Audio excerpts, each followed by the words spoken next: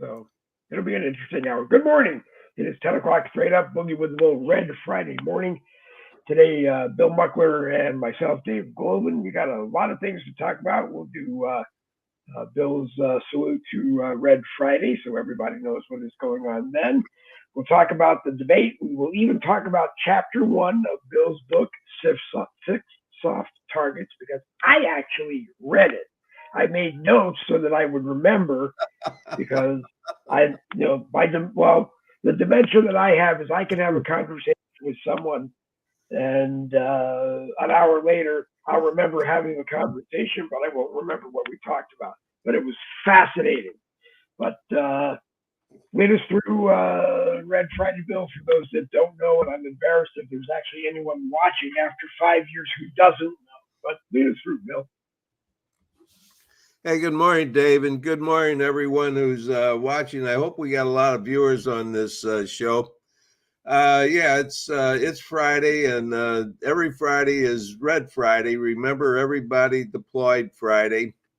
That's when we remember all of our young men and women who are serving in the armed forces overseas. And I've expanded that over the past year or so to include everyone who's serving in the armed forces. And when I say our young men and women, some of them might be in their 30s or 40s or whatever.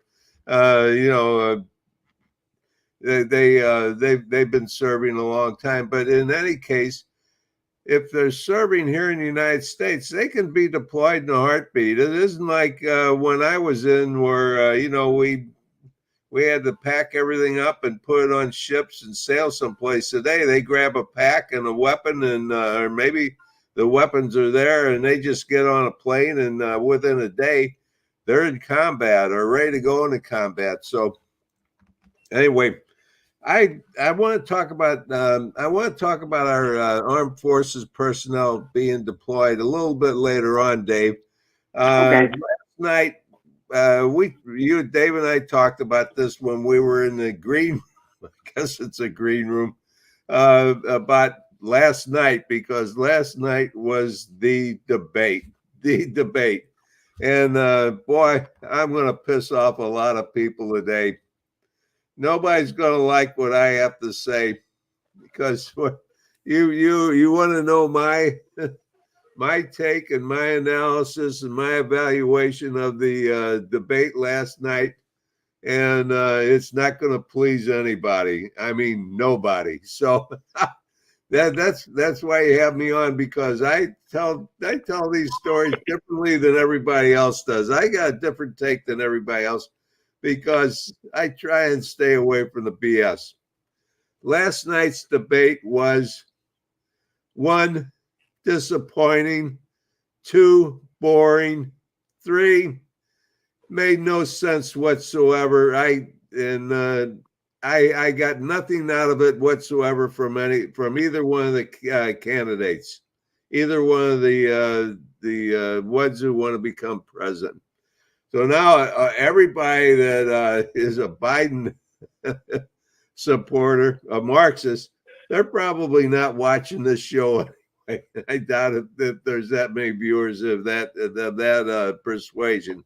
So the rest of them are all Trumpers. And I'm going to vote for Trump, but I got to tell you, it was disappointing. It was boring. He didn't answer any questions. Biden didn't answer any questions. It was just a waste of time, a monumental waste of our time to sit here and go through watching two old guys insult each other and call each other liars and tell each other they did a lousy job as president.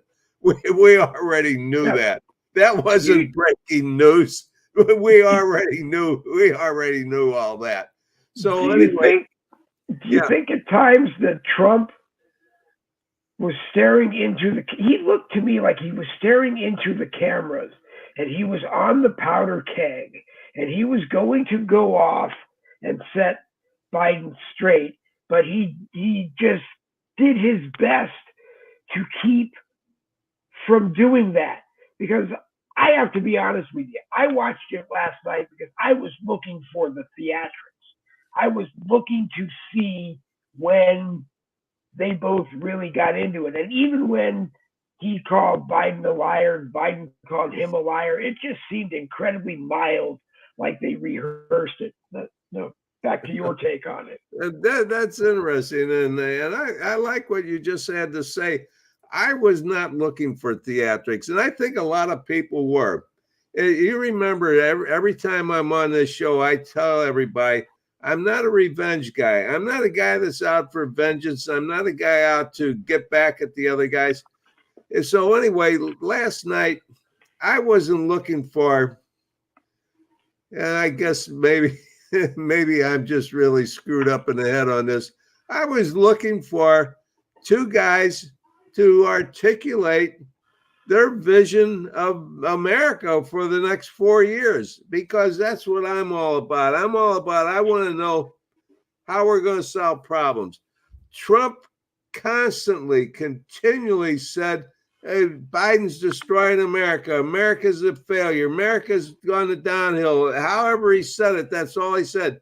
Biden came back and said, America's the greatest country ever. You know, we're a great country. We're great people. We can overcome everything. Actually, I preferred Biden's take on that than Trump's take on it. For Trump to just continually say Biden has destroyed the country, I already knew that. I already knew that, 3 years ago. There's nothing new about that. I mean, that's just boring to have to sit there and listen to more and more of the same thing. So I did something that probably none of the rest of you did and the viewers did. Afterwards, I've got cable TV, and I get it through Broadstar, who gives it to us through Amazon Fire Stick. And one of the features of Fire Stick is you can go back and you can do catch-ups. So, like, for example, if the debate started at 9 p.m. Eastern time, I don't have to watch it at 9. I can wait, and at 11:30 at night I can go on. I can go onto my computer, and I can actually go back on the guide to where the 9 o'clock show is, and I can click start over, and I can watch the whole thing live. So what I did is I watched it live from 9 o'clock on. Actually, I tuned in about 9:15 to watch. I watched it through the Fox channel because I didn't want to give CNN any ratings. Marxist organization, the hell with them. So afterwards, I went back. I sat there and I watched the Fox pundits from about 10:45 to 11 or 11:10 or whatever, when they had all the people on there, Brett Baer and Martha McCallum and all the rest of them. Then I went back to CNN, and I went back to where the debate was over, and I watched CNN. Then I went back and I watched MSNBC from the end of the debate, so I could actually catch them in a sense almost live. So I watched what all of them had to say. On Fox, they said Biden lied throughout the whole thing. On CNN and MSNBC, they said Trump lied the whole time. Everything he said was a lie. He's a liar. He's a cheat. He's a thief. Pretty much that takes care of it. And every one of them. But what they were all involved in was they were kind of like in panic mode, like Biden just really didn't look good at all. And then they said, well, he doesn't look presidential. He didn't come across the way we thought he would. That was not a surprise to me. No. I've been watching this guy for 3 years. The guy's in total physical and mental decline. Is this anything new? And then they came out with, the great excuse. And this is, Dave, I want to get your take on this. Okay. Biden has a cold. He's had a cold all week. Well, how many people in America have had colds? Probably more than 300 million. So we all kind of know what happens when you have a cold. You know what you're like when you have a cold, right? In fact, I think you said you had one earlier this week, Yep. minor one or whatever. When you have a cold, here's what happens: you cough, you sneeze, you sniffle, your eyes water, your nose runs, you have a sore throat, you feel crappy. I watched Biden, and I didn't see his eyes watering and his nose running. I didn't see him sneeze one time. I didn't hear him cough. No. He didn't seem like he had a sore throat. He just can't talk because he's in a state of mental decline where he doesn't have the ability to do it. So here's the deal. This is Biden. He always likes to say, here's the deal. In 47 days, I will be 89 years old. So I'm about 7, 8 years older than Biden and about 10 years older than Trump, maybe 11 years older than Trump. I don't think I have any problem enunciating and elucidating the clarity of my vision. I think I can give my vision very clear and very succinctly, and I can come out with it. So the point is, age is not the factor. It's not how old you are. It's what you can do with the age you got. Well, with Biden, he never had it to begin with. This guy was a dumbass going back to the 1970s when he first got into politics, and he's been a liar and a plagiarist and a dumbass and slow on everything his whole career. And he's a mean old man. He was a mean young man because he's always attacking everybody. If somebody says something he doesn't like, man, he's all over him. You know, he's going to challenge him to push-ups, or he's going to take him behind the woodshed. He's going to do all this kind of stuff, right? Yep. He's a bully. There's no question about it. He's a loudmouth, and he's gotten away with it because he was a senator, and then he was a vice president. Now he's a president, so he can get away with all that. In any case, what did I get out of what did me and you, Dave, and the rest of us really get out of this, other than those of us who are so ideologically embedded in Trumpism? We got nothing out of this. It was a complete disappointment, a complete waste of time, because nobody really said, here's what America is going to look like. Here's my vision of what America is going to be like over the next 4 years. And I think I've always said, and I've said this on this show, and I said it on my shows, this whole thing about Reagan when he said, are you better off today than you were 4 years ago? I always say, is America better off today than it was 4 years ago? No, America is not better off today than it was 4 years ago. We all know that. And we all know that we got a $35 trillion national debt. And we all know that Trump ran it up $7.9 trillion in 4 years. That's almost $2 trillion a year. And we know so far Biden's running up about $7.5 trillion. It'll probably be, or $6.5 trillion. It'll probably be around $7 trillion by the time he gets out. So between the two of them, they've run up the national debt about $15 trillion. Both of them have run it up almost the same amount. If Biden's in for another 4 years, the national debt's probably going to be well in excess of $40 trillion. That's 40 with a T. 40 with a T, $40 trillion national debt. Did I hear anybody say anything about how they're going to solve that? No, I did not hear anything about that. I didn't hear anything. They said, well, this guy is destroying America. This guy's lying. Okay, enough of that. Another thing that Trump didn't bring up that I really wanted to hear, I wanted to hear Biden explain this. And Trump brought up about how Biden is going after him with the trials and everything like that. I think Trump should have mentioned at least 2 or 3 times as driving home. he was a victim of political persecution. I don't think I ever heard the word political persecution one time. That would have been good. But anyway, Robert Hur, who's a special counsel, special attorney, special whatever the hell he was, looked into or investigated Biden's usage of or misusage of classified material. And he did this deposition, and we know that it all came out in print form, so we could read the text of the disposition.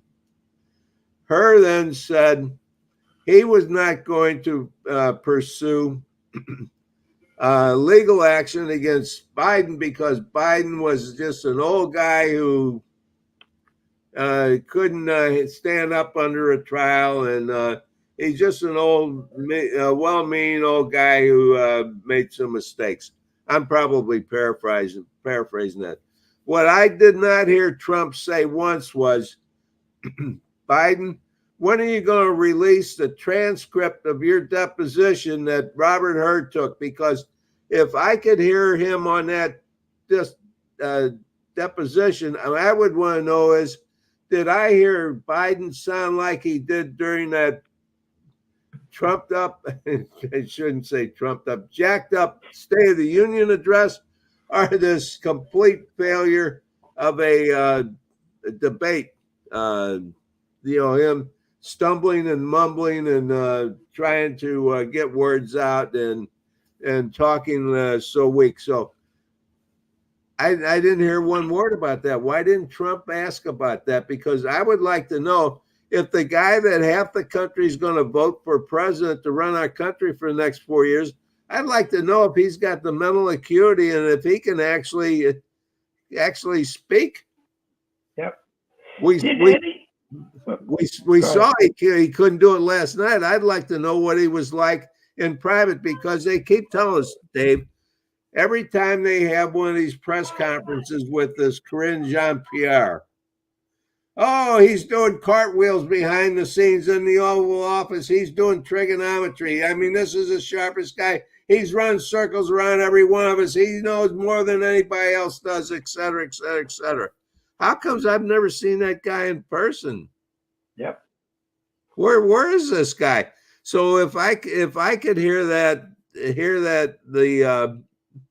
the oral version, the verbal version of that deposition, I would feel a lot better about who's going to be my president for the next 4 years, because obviously he's going to do it because it's going to boil down to abortion and climate change, reproductive rights and climate change. Did you hear?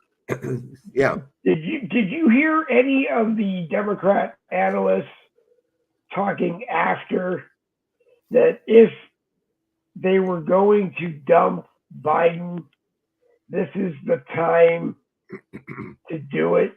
Because I was surprised that some of the CNN people actually brought it up. They didn't seem to go with it for very long. I also watched it. It looked like Chris Wallace did not have nice things to say at all about Biden's performance in the debate. I didn't see Chris Wallace. I did watch the CNN and the MSNBC. No, I think they're all pretty much talking about the fact that Biden is not up to the job, but I don't think any of them said we got to dump him today. I think they're all in panic mode, like, oh God, what have we got here? How are we going to spin this?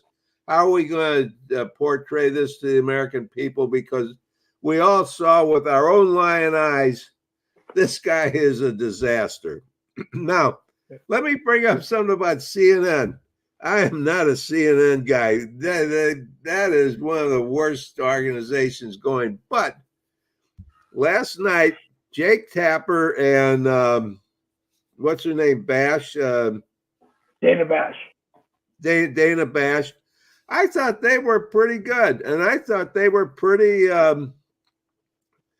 pretty even keeled. I didn't see, obviously, as leaning left some and so forth, but I didn't see that as being overly Marxist or overly left. I thought they did a pretty good job, and I think they were probably instructed.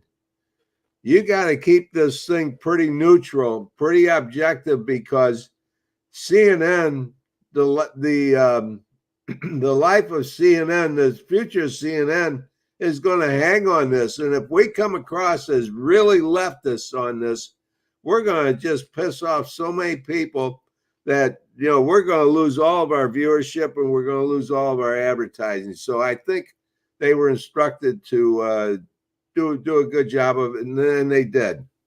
Yep. So here we are. Where are we now? Are we any better off in America today than we were yesterday at this time before this debate? I don't think so, Dave. No. I think you and I both see this the same way, that, where's our country going to?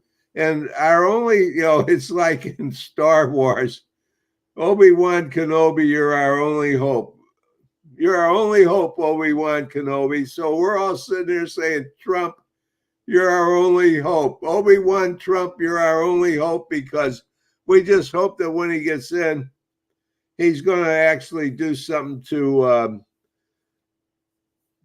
get the country on the right path. Obviously, he'll do that, but I'm concerned about the fact that they're going to spend so damn much money that we're going to go bankrupt. And Trump, hey, He ran as a business guy, but he ran up $7.9 trillion in national debt. That's the facts. Okay, Dave, I've been talking for 22 minutes nonstop. If I was on the debate, they'd have to give me 22 minutes and then give somebody else 22 minutes. Hey, let me bring up one more thing on MSNBC. Okay. The reason why Joe Biden did so bad, according to Joy Reid, was he was on the wrong side of the stage, because on his side of the stage, he had to look sideways to see Trump and to see the camera. Well, I got a view of this whole thing before they started, and they showed where the moderators were sitting and where the podiums were. And it looked like the podiums were pretty much geometrically equidistant from the moderators and facing towards the moderators. I couldn't see where Biden being on the right side, because they said Biden should not have been on the right side. He should have been on the left side. And that was the reason why Biden did so bad, because he had to turn and look at Trump, and that caused him to whatever. Can you imagine between being on the wrong side of the stage and having a cold? That's the only reason why our president couldn't, with clarity, describe his vision for America. I wondered if they would have wanted him on the left side from us looking at the stage, only because they could have walked Biden off very easily, and there would not have been any display of the president not knowing where to go. And Randy Rhodes makes an interesting comment, because I thought while I was watching that in the background, one of the CNN crew actually made a comment about Dr. Jill had come out to walk him off the stage.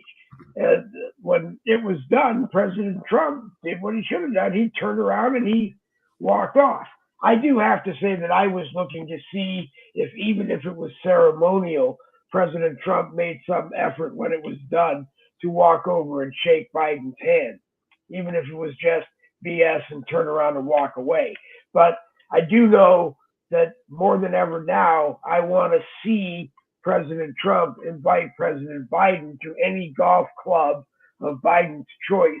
And I want to see our president play golf against President Trump. Because it seemed like he kept saying, Biden kept saying my handicap is 6, and then he said it was 8, and then I don't know if he said it was any more. And President Trump the whole time was shaking his head like, no, it's not anywhere near what you're talking about. Well, I don't know if Trump knows what his handicap is either. Anyway, I see Randy Rhodes is on there. He said, "Did you see where Joe Biden had to hold him by the hand, walking him down off the stage at the end of the debate?" Yes, on CNN, they didn't. We didn't get to see that if you were watching Fox or some other channel. But if you watch CNN, which I did, go back to CNN when it was all over. Yes, that is exactly what happened. Randy, you picked that one up. You're right on. You nailed it. That's exactly what happened. So anyway, yeah, she had to lead him off of the stage. And but as far as handshakes, these two guys hate each other. I doubt if there's ever going to be a handshake. I don't think it'll ever happen. Okay, let's get down to the lies. Okay. On MSNBC, every one of the pundits said Trump lied. Everything he said was a lie. Then they switched to Phoenix, Arizona, where they had a local guy, I guess an NBC guy or something like that. And he had a panel of 4 people like us. And he talked to them, and they were all supposed to, none of them were Democrats. The one lady, she said she didn't get anything out of it, but she didn't know who she'd vote for. The next guy I talked to, he was a never Trumper. I hate Trump. All Trump does is lie, you know. So, and then the next two females, same thing. Trump lies, Trump lies, Trump lies. Everything Trump said was a lie. Biden told the truth all the way through. Let me get back to Red Friday. This is sacred. Now, I'm looking here. We're 27 minutes into this broadcast. At the 27-minute mark, we're going to talk about something that's sacred. Biden accused Trump of hating the military and this thing about calling the military losers and suckers and all the rest of this crap, and how no one was killed. All kinds of, I forget exactly how he said it. Servicemen were killed under Trump while they were on active duty overseas, but Biden, no one was ever killed. We lost no servicemen the whole time he's been president. That is a blatant lie, and damn it, I can't stand that when they lie like that, because Dave, if you'll remember, there were 3 of our soldiers. I think they were all from a unit in Georgia. They were from a unit in Georgia, Army, that were killed in that raid on the corner of Jordan and Syria. Yeah. Remember that? We lost 3. Remember, we lost 2 Navy SEALs in an operation. We did. Those were both within the last year. That's under Biden. And Did you see this disastrous withdrawal from Afghanistan at the Kabul airport, where we lost 13, and they say 13 soldiers. It was actually 13 Marines and Navy corpsmen. My Marines. Yep. We lied about that. We lied about the fact that we had 13 Marines killed. And I think there was close to something like 40 of them were wounded, injured from the effects of that blast. It wasn't, the blast not only killed a certain amount, but it was a big enough blast that it also wounded those around them. So that was a disaster. And that withdrawal from Kabul, from Afghanistan, why didn't Trump talk about that instead of saying he's destroying America? Why didn't he give an example of here's how inept and incompetent Biden and all of his people is Anthony Blinken, the Secretary of State, Lloyd Austin, the Secretary of Defense, all of these people, Jake Sullivan, the National Security Advisor, Why didn't he talk about how incompetent and inept they are and give an example of how they left Bagram Air Force Base and gave it back to them? And he said something about, well, they gave billions of weapons to the Afghanistan. Why didn't he come out and say, hey, we gave $85 billion or $87 billion worth of weapons to the Taliban, who's now has been reselling it to the Russians and the Iranians and everybody else to make money to fund their operations? He didn't go into any of that stuff. But anyway, Biden lied about not having anybody die on his watch. Damn it, Biden, you lied about that. And when you're lying about our young men and women who are serving overseas, boy, you're getting this old Marine who's paying attention. Now Biden, the officer that was with Biden was with Trump, and evidently might have been the one that told Biden that he heard Trump say suckers and losers. Trump said there were 19 people with him that all stood up, came forward, and said he never said this. So what was Biden trying to prove? I mean, evidently, Biden said something to Trump that you fired the officer, and that didn't go any further. But what he was talking about was the chairman of the Joint Chiefs, who was that, Shavilakazi or whatever his name was. Okay. Yeah. He's the one who said Trump said this, and he's the guy that Trump eventually fired. When Trump came in, he got his own guys in. These guys only served for 4 years as in the Joint Chiefs of Staff anyway. They're not in the chain of command. They're just advisors anyway, consultants, et cetera, et cetera.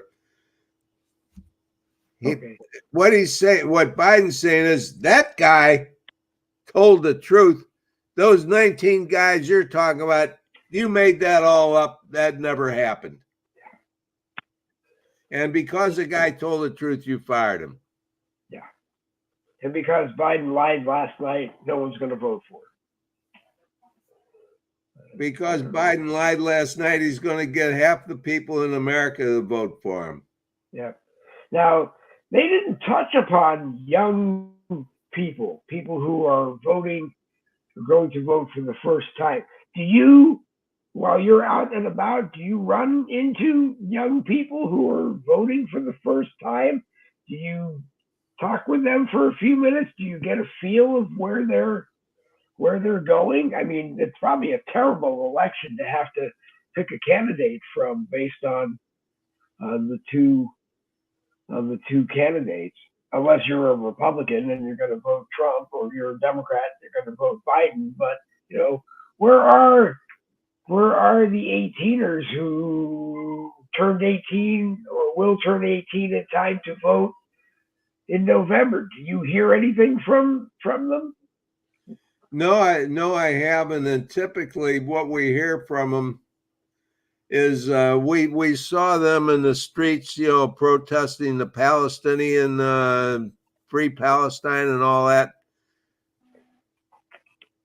That's what we see. But those people that do all that, they typically don't vote. Eventually, they don't vote anyway. That's one thing I think we've learned is they may make a big deal out of it, but they seldom ever vote to any extent.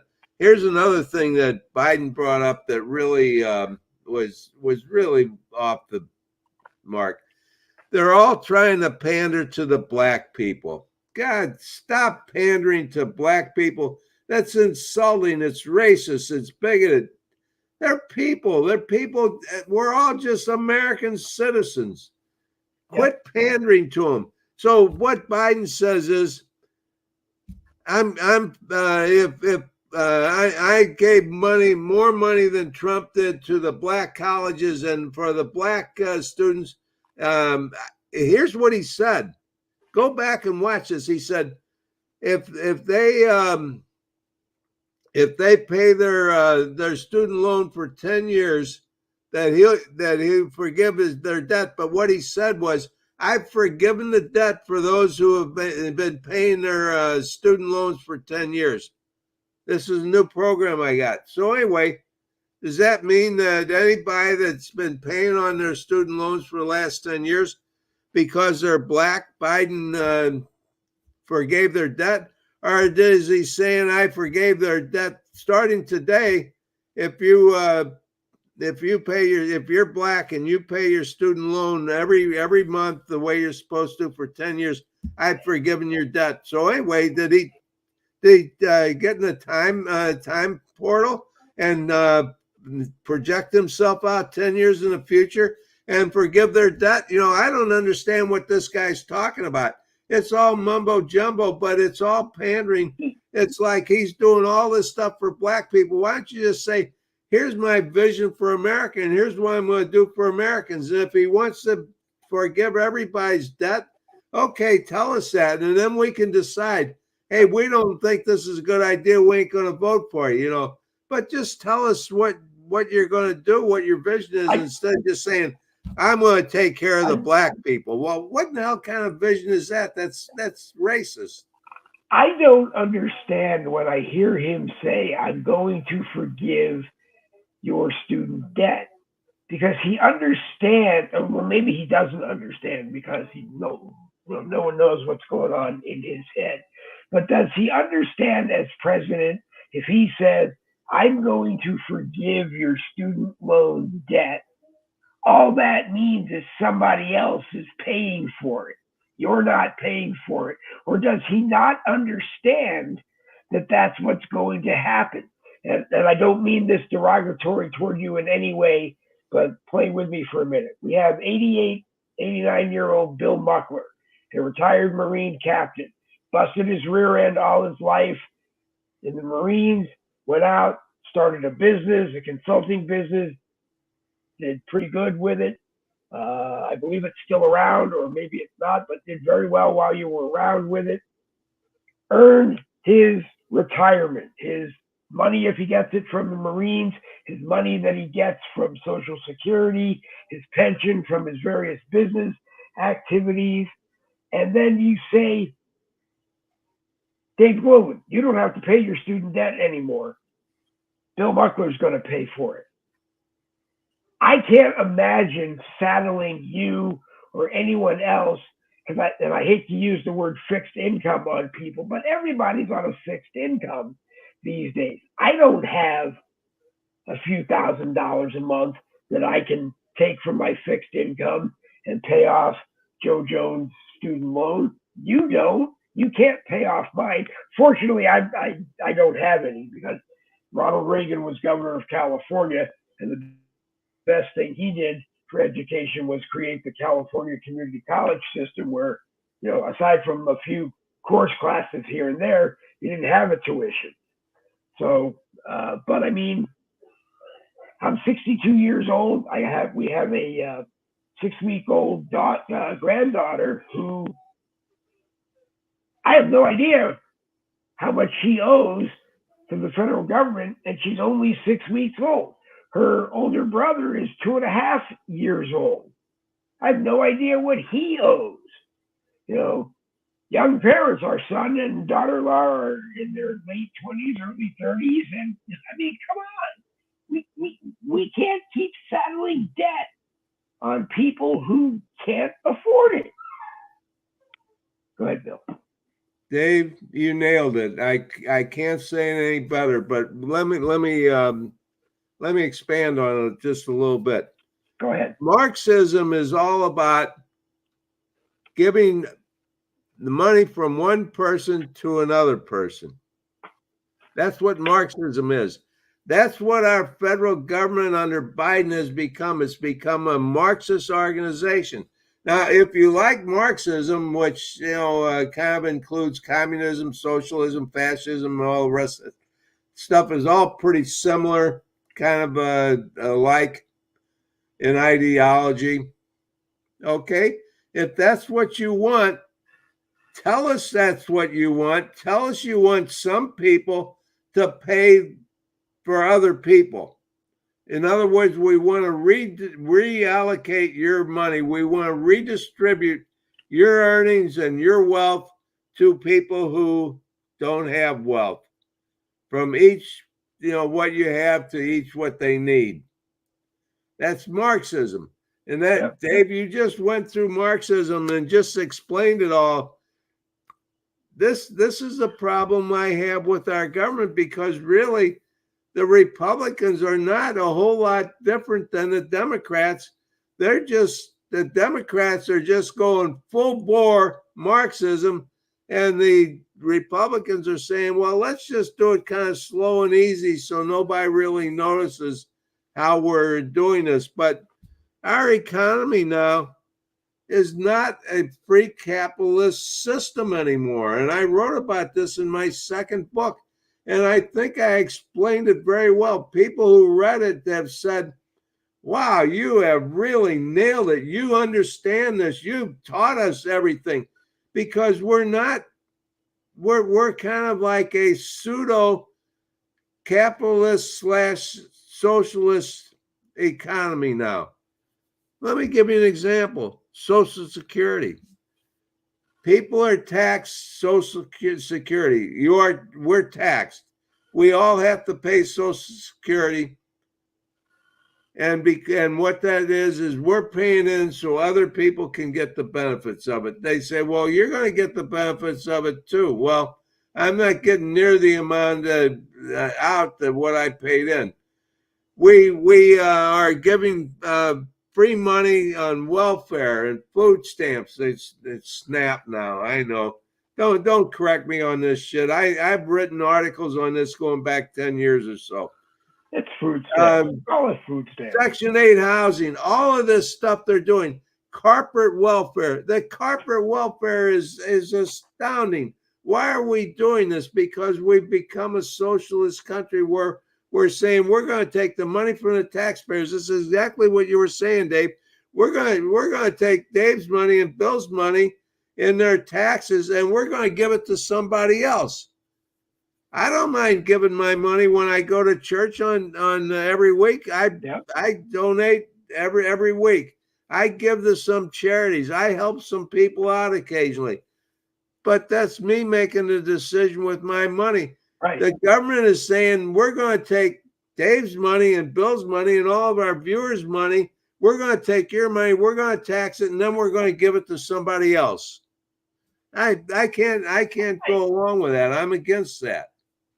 And President Trump did keep saying last night several times. I don't know if many people noticed it or heard it. He kept saying we're going to give he didn't word it the way I'm going to, the illegals that came in from Mexico. We're going to give them your Social Security. We're going to give them your Medicare. I got to be honest that Medicare is the best health insurance I've ever had in my entire life, and a lot of my life right now is expensive. But if you took my Social Security away from me now, I'd be sunk.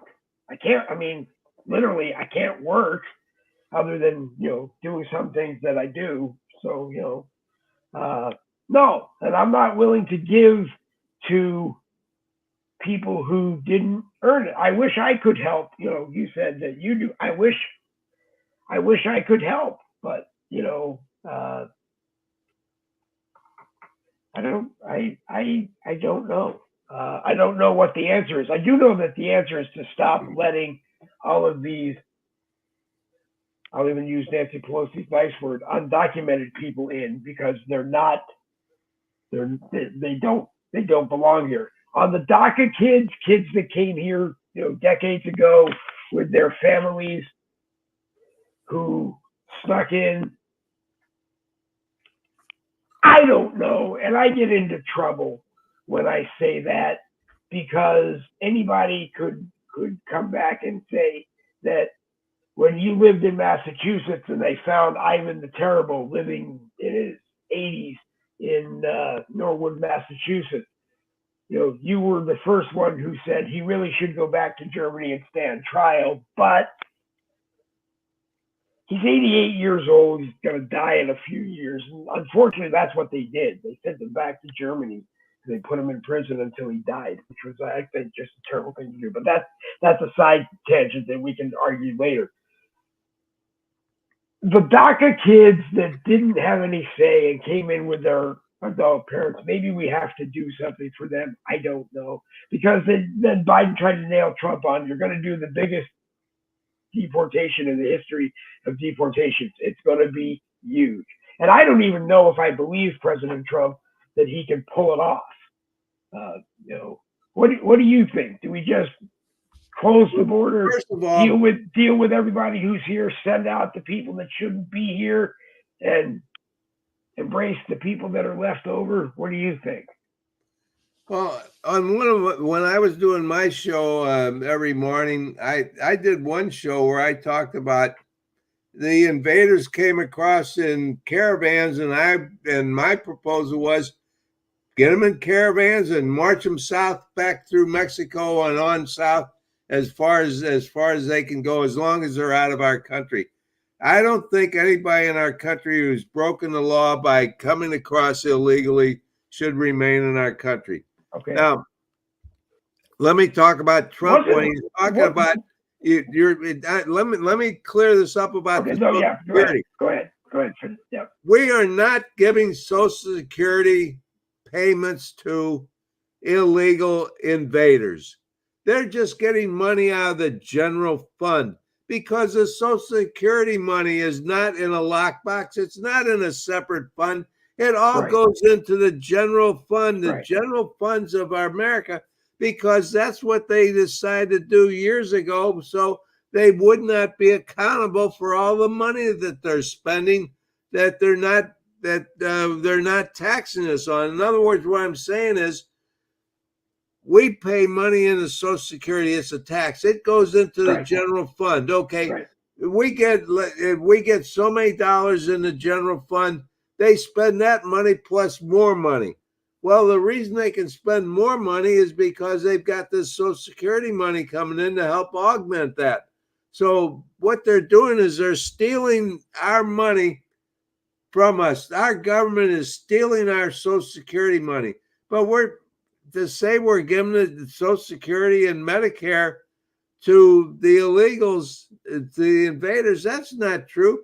We're just giving everybody's money, whether it was taxed in Social Security or if it's taxed anything else. It's not coming from the Social Security Administration directly to them. So, for example, like out in Denver, this large hospital on the I guess on the west side of Denver went bankrupt and closed down within the last year or so. And the reason it did is because there's so many invaders, illegal invaders in Denver, that went to that hospital and abused that hospital's services because they had to, by federal law. The government's stealing our money to pay for this hospital to treat anybody that comes in free. So what happened was the illegal invaders overwhelmed the services and facilities of that hospital to a point where they actually went bankrupt and they had to close down. Denver is one example. This is happening all over the country. I think it's happening in something like 60 or 70 hospitals now that have either closed because of this or are about to declare bankruptcy and close. But that's not coming out of Social Security. Why Trump said that, I have no idea. He said a bunch of stuff, and all it does is then when I go on MSNBC or CNN, they say, well, Trump lied. Well, he did lie. I can't combat that. I can't justify that. I can't explain it. So why is he saying this? Why didn't he say, here's my vision for Social Security. Here's my vision for America. This, going back to what I said to open up the show with, I was just really disappointed with it because I didn't think we got any place. Now, you said, Dave, we got 10 minutes left. We're going to talk about Six Off Target. That book. And I actually sat down and read the first chapter which Yeah, he I got opened up. Dave to do something that was out of his comfort zone. Dave actually sat down and read. It was very much out of my comfort zone. And then when I got done reading it, I said to my wife, if my dementia kicks in, and I don't mind speaking about it because everybody knows that I have it, but if my memory issues kick in, I'm going to remember reading it, but I'm not going to remember anything about it. But I will tell you this. I have, if you're watching, I have only sat down and read one book cover to cover in my entire life, and it was John Grisham's The Firm. And the only reason I read it cover to cover was I couldn't put it down because as soon as I tried to put it down, I immediately started worrying about what happens next.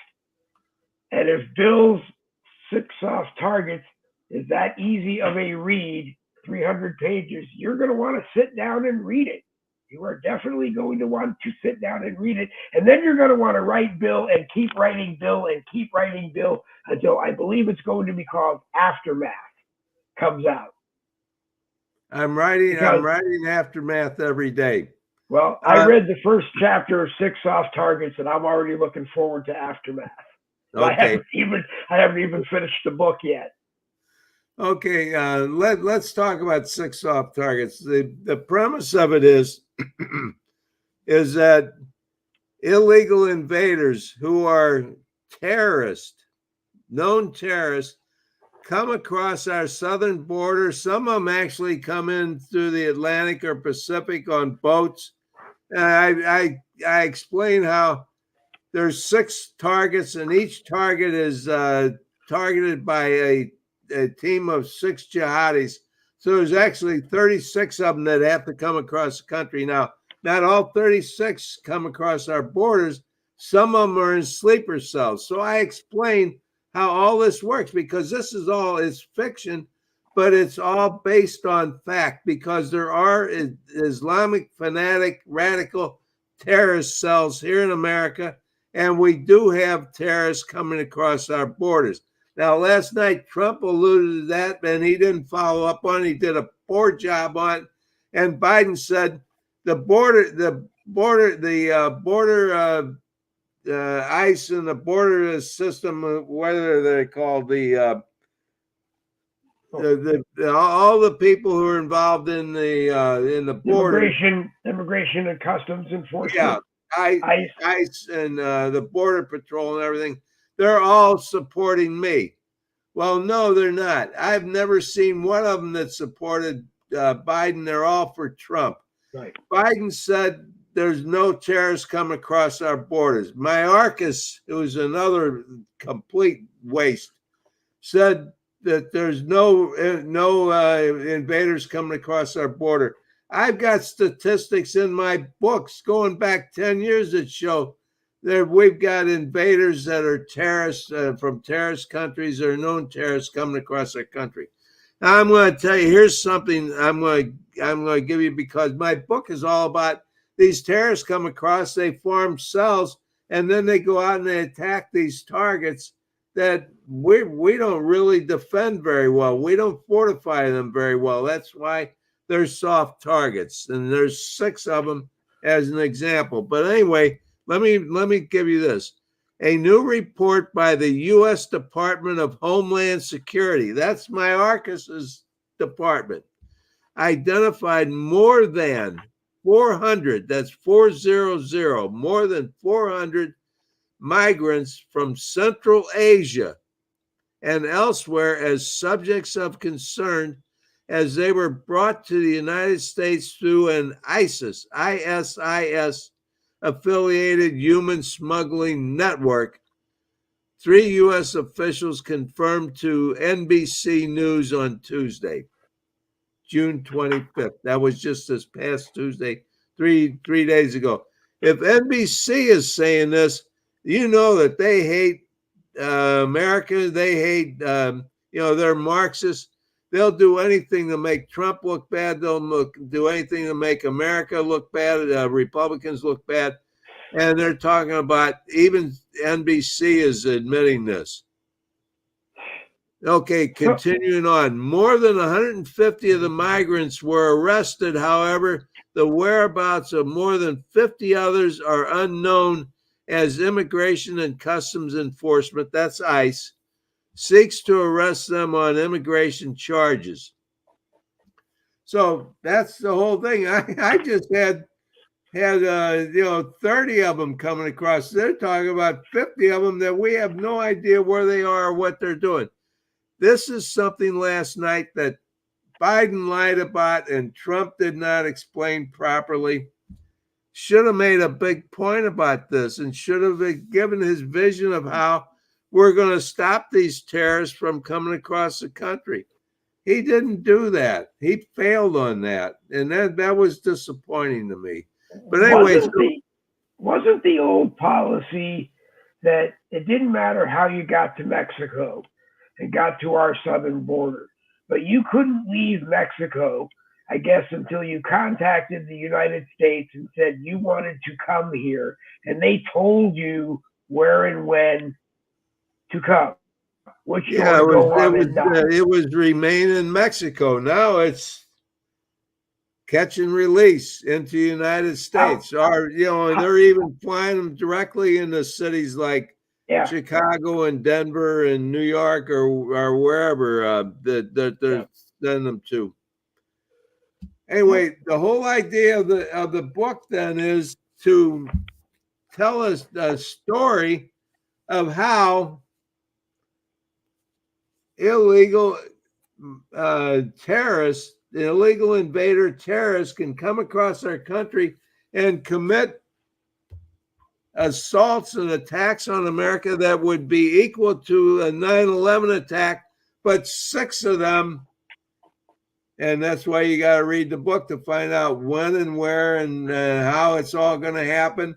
And I'm really pretty good at, I think, at least some people have said, boy, you have done a ton of research on this. I've done tens of thousands of hours of research on making this book as realistic and accurate as possibly could be in a fictional setting. Well, I enjoyed reading the first chapter, and if the rest of it reads as well, I'm going to be looking forward to Aftermath and maybe a movie or a mini series on Netflix. TV. Well, not Netflix, but somewhere else. But it's always a pleasure to have you on, Bill. We always manage to laugh and still get some good information out to people every Friday. And I hope you will be back next Friday. I wanted to ask you about next Friday. Next Friday is the 5th of July, and I didn't know if that's going to be a holiday weekend. And I also am under the impression that you're going to be traveling to Dallas to visit your children and grandchildren sometime. Temple, Texas, but I think that's a little later in the month. Right now, we're talking about driving down. We were talking about flying down before, but we'll make those plans in the next few days. Where in Texas are you going? Temple, right around Waco. Oh, Temple? I know Temple. Yeah, I've worked several consulting projects in Waco, Texas. Know the area well. Yeah, in order to get there, you're going to have to go through Dallas and down I-35. Yep.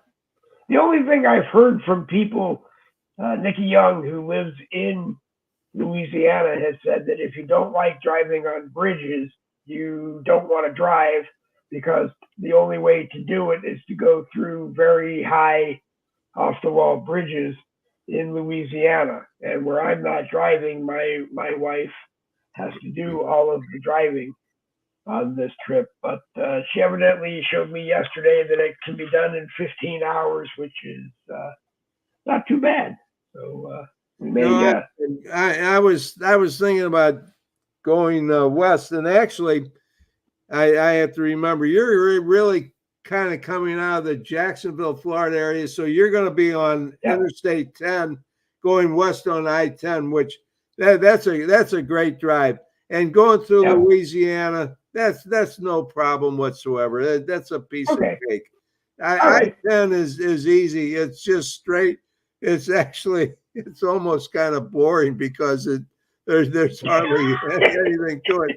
So anyway, it's a nice, safe, easy drive. All right. And you Good. can drive 80 miles. I shouldn't be saying this, but you Wow. can drive She 80 won't. miles an hour. The state troopers all the way across will give you an extra 10. It's 70 plus 10. So if you drive about 80 miles an hour, you're going to average somewhere around 75.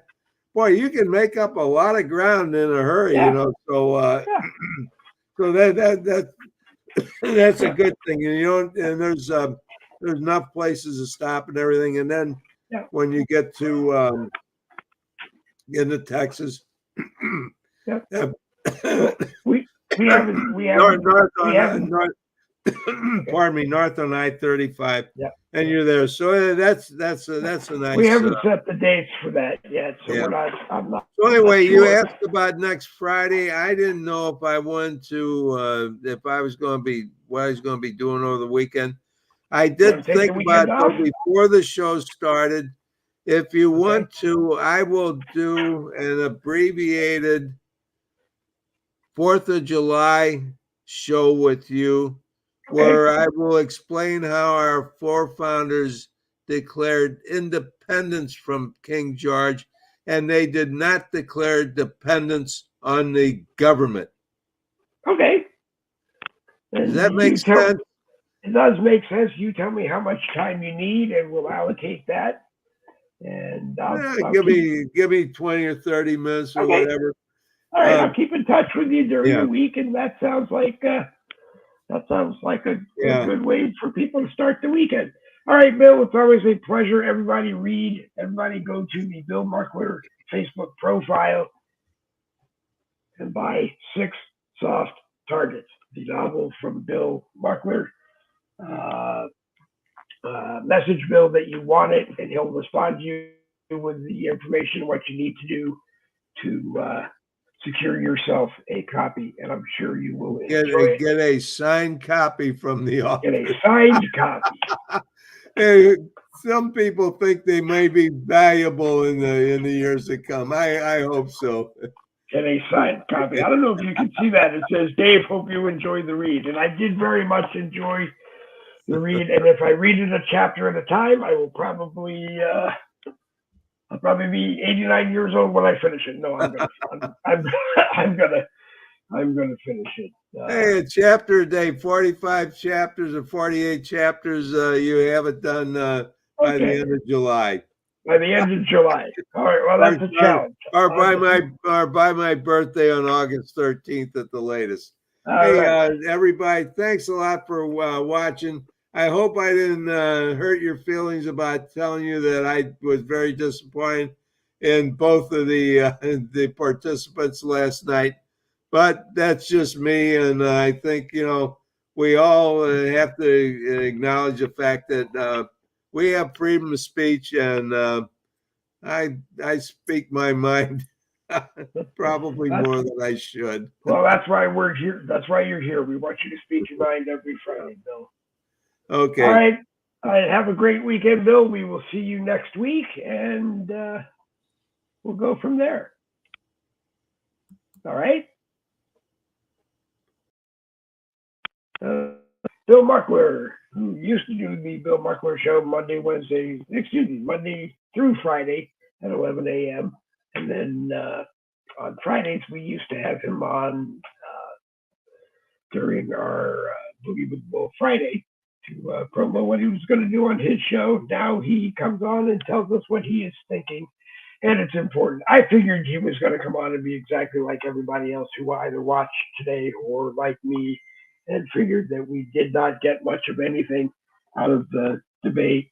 I even said to Bill a few times during the broadcast that I was kind of looking forward to the theatrics that never really came, other than President Trump lightly kind of tapping Joe Biden and saying it didn't happen that way, or you're lying, you know, whatever. But what it did prove to me is that President Biden is tired and probably shouldn't be the 47th president of the United States. And if you disagree with me, then you're going to vote for him. And if you agree with me, you'll look at President Trump or you'll vote in someone else. The important thing is that you go out November 5th and you vote. And you only vote once, not go out and vote often. On November 5th, you go out, you take your one vote, and as my father used to say, if you don't vote, you can't bitch. Anyway, you've been watching Boogie with the Bull Red Friday Morning Caffeine, a copyrighted presentation of the No Budget Broadcasting Company. To the best of my knowledge, we did not talk about anybody's copyrights or trademarks or whatever, with the exception of 6 soft targets. And we hope that you will go to Bill Muckler's Facebook profile and order a copy. To let you know, we were live on the Dave Golden profile here on Facebook. We were live on the Boogie with Bull YouTube channel. We were live on @BoogieWT That's my X account. We were also live on Streetlock, which has a Boogie with Bull YouTube live chat. We were live on Wimkin, which unfortunately does not have a Boogie with the Bull YouTube live chat going. So we will get that fixed accordingly, as I said. Anyway, have a fabulous weekend. We will talk to you later. If you're outside and it's hot, please make sure you stay hydrated and properly prepared. Don't spend too much time outside. Let me see if I can do this really quickly and get the information that I need. 86 degrees. Let's kick this up. 86 degrees in beautiful Fleming Island, Florida. Feels like it's 97 degrees. Winds are 6 miles an hour from the southwest. The high is supposed to be 93. Well, if it feels like it's 97 out there, they've already beat the high of 93. The low was 77 overnight, and it did kind of feel like that. It was warm outside. So, again, do whatever you have to do to survive through this hot weather wherever you are in the country you want to thank. Let me now go back and do one more thing. We just need a bank of like 500 monitors here in the studio.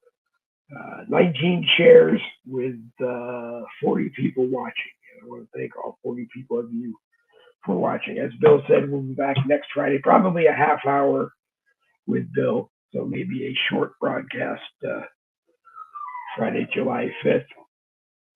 And we'll go on from there. If you want to be on a Boogie with the Bull 10 a.m. broadcast Monday through Friday, talk to me or Randy Rhodes, and we will do our best to work you into the broadcast on Tuesdays or Thursdays. If you want to be on the evening Boogie with the Bull broadcast, Tuesday Night Live, Thursday Night Live, 7 p.m. Eastern, talk to me, and you're welcome, or just show up and say, link me, please, and most of the time you will get a link and be invited to come in. Generally, it's open discussions on Tuesdays and Thursday nights, whatever comes out of our mouths, in whatever order. It usually starts political, goes around the table on a bunch of different things, and then we seal it up, usually with politics. So I apologize again to everybody who did not see us on last night. My back pain decided that I was not going to sit in the chair for another hour and a half, possibly 2 hours. And William Rayfield was live at 8 o'clock with analysis, I believe, with a live stream of the debate going. And over on Wimkin and on Rumble, the American Rebellion with Jerry Michaels and Nikki Young, and I'm not sure who else was involved, went live at about 7 o'clock. So you had plenty of options to go, to go and watch last night. Hey, Jerry Michaels, when he is doing the American Rebellion on Wimkin and on Rumble, like I said, 7 p.m. Monday, Wednesday, Friday, and Saturday, 7 p.m. Eastern, Monday, Wednesday, Friday, and Saturday. Sometimes we'll plug the broadcast. If I'm in the live chat, he calls it the Dave Golden Show, and says it's over on Facebook. It's here on Facebook, on my profile, and in Facebook groups. It's on the Boogie with the Bull YouTube channel. It's over on Wimkin from the Boogie with the Bull YouTube channel live, but there's no live chat. And I'm going to work on that. It will either be Wimkin or Rumble. If I can do both, it will be both. If we can't do both, then it will probably be Rumble. Wimbledon's a great place, very conservative talk shows around the clock. And I'm sure you will like it if you go over there and take a look around. But at least catch Jerry Michaels Monday, Wednesday, Friday, and Saturday, 7 p.m. Eastern with the American Rebellion. That is their home now, along with Rumble is still their home. And if you do a broadcast that people should be watching, let me know. And you're more than welcome to come on to a Monday, Wednesday, Tuesday, or Thursday Boogie with the Bull broadcast and talk all about your broadcast. And if you use StreamYard, you're even welcome to link your broadcast to that Boogie with the Bull broadcast so that we can let everybody know on our end and you can let everybody know on your end. And one of these days, I'm going to do it. One of these days, I'm going to do it where I will find as many StreamYard political type broadcasts and link 7 of them to Boogie with the Bull. And I don't know where they will be linked, but link 7 of them to Boogie with the Bull and just see how much of the internet we can take without seriously damaging the internet. But anyway, I'm Dave Glowman, or not. Thank you for letting me abuse your time this morning. Double beats for victory. This Boogie with the Bull broadcast is going to come to an end. One more time, double beats for victory. This Boogie with the Bull broadcast is going to come to an end. Got to feed dogs, got to feed me, and figure out what else is going on. Maybe sit down and read another chapter of Six Soft Targets, the novel from Bill Buckler. So y'all go out and have a